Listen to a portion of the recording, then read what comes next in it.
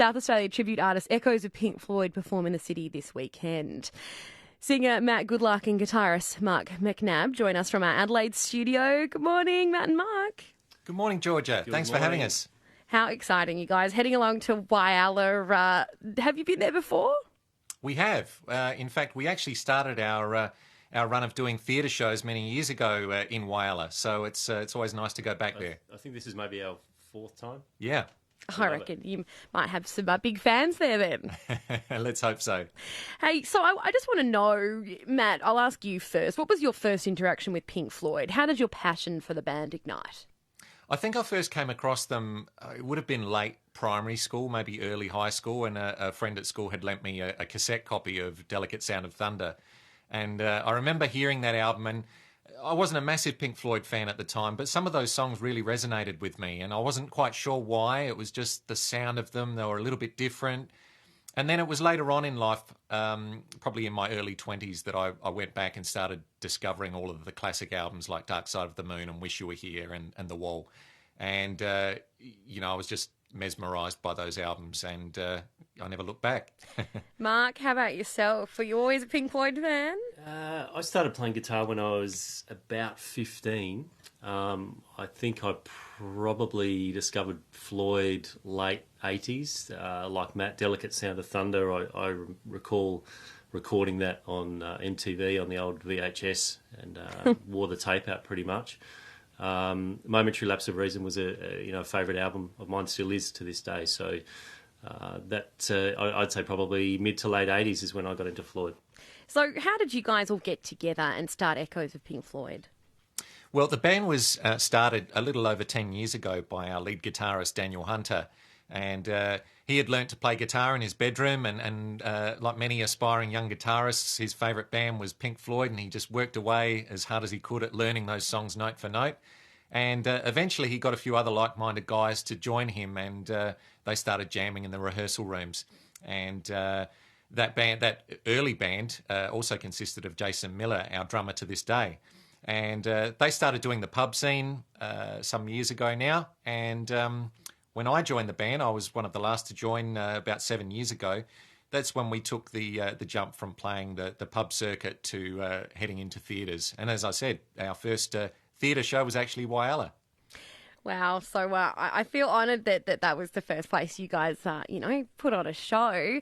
I do want to ask, I mean, you are kind of living out some Pink Floyd fans' dreams being able to do this. Mark, listening to those records and, strumming along in your guitar in your room when you were younger, did you think you'd be part of a tribute band on this scale? No, is the short answer. I think every aspiring guitarist or musician has big dreams of playing a gig somewhere and there being an A&R representative or a producer or promoter that just manages to discover you, and all of a sudden you're touring the country, playing to amazing audiences and doing it with your best mates essentially. It's every musician's dream, I think, but unfortunately there's only I think a very small percentage of musicians that actually make it to that level. So look, we're very proud of what we've done, and we're very humble around where we've come from and what we've achieved. So we're very fortunate. Do you ever get the "you sound like Roger Waters" or "you sound like David Gilmour" comments, Matt? Quite often, which look, I'm very, very flattered by that, Yeah. and I guess I'm very lucky that my vocal tone does lend itself a little bit to both Roger Waters and David Gilmour, so it's fortunate for me. Yeah.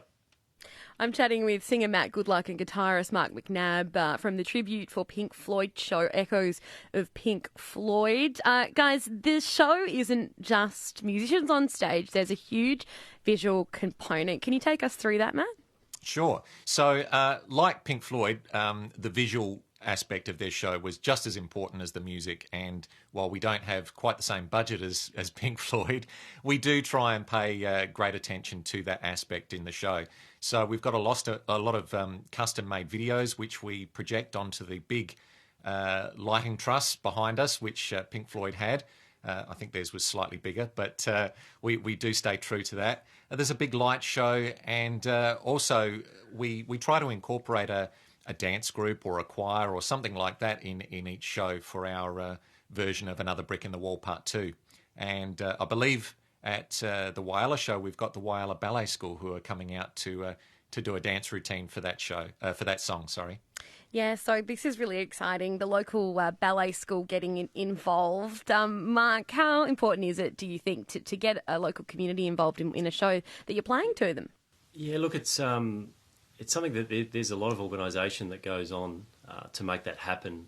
But it is a very special part of the show, and if we can involve a local dance group. Then it just to see their interaction, their excitement, it makes it exciting for us as well to stand there and watch these kids get up on stage with huge smiles on their face and having such an amazing time, and parents are in the audience, so it is very special. And whilst there's a lot of work that goes into the organisation of that, it's a special part of our show, and we try and do that wherever we possibly can. The other thing with that is that it's always nice to have the kids come up to us afterwards and say, wow, Pink Floyd's really cool. I want to go and check that out a little bit more, Now, whilst both my brothers have tried so many times to get me to also be a diehard fan of Pink Floyd, I appreciate the music, but I'm not a fangirl for them per se. If people aren't too familiar with the band, do you think there's still something for them to enjoy at the gig? Absolutely. Look, we're playing quite a wide cross-section from their very diverse career. Everything right from the very beginning up until the later sort of stadium years, if you like, that they went through. But, we're covering all the smash hits that you'll hear on the radio that most people should be familiar with, as well as some of the more obscure album cuts that are there for the big hardcore fans. So show is this Saturday night at the Middleback Theatre at 8 o'clock? That's right, yes. And there's still tickets available? There are indeed, yes. Beautiful stuff, guys. I would love to hear some music from you both. How does that sound? I think we can manage that. Do you reckon you could throw something together? All right. What will you be performing for us? So this is a little sneak preview of what you might be able to expect to hear tomorrow night. This is taken from the Animals album in 1977, and it's called Pigs on the Wing Part 1. All right, let's have a listen.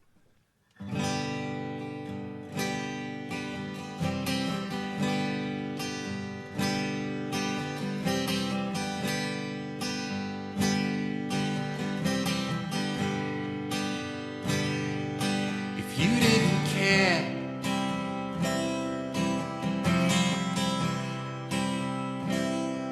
What happened to me?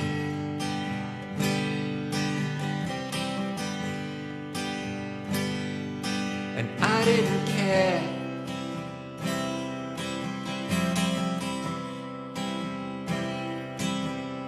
For you.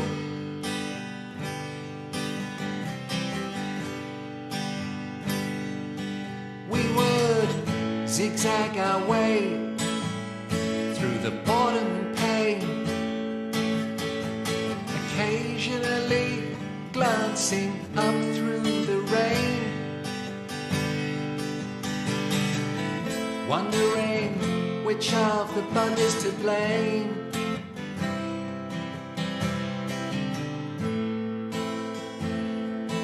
Watching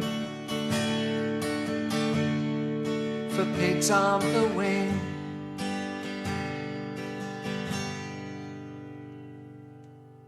Amazing stuff, guys. If that was even just a taste, I know that so many people out there will enjoy watching you on Saturday night. Thank you so much for that and for joining us this morning. Thanks so much, Georgia. We can't wait.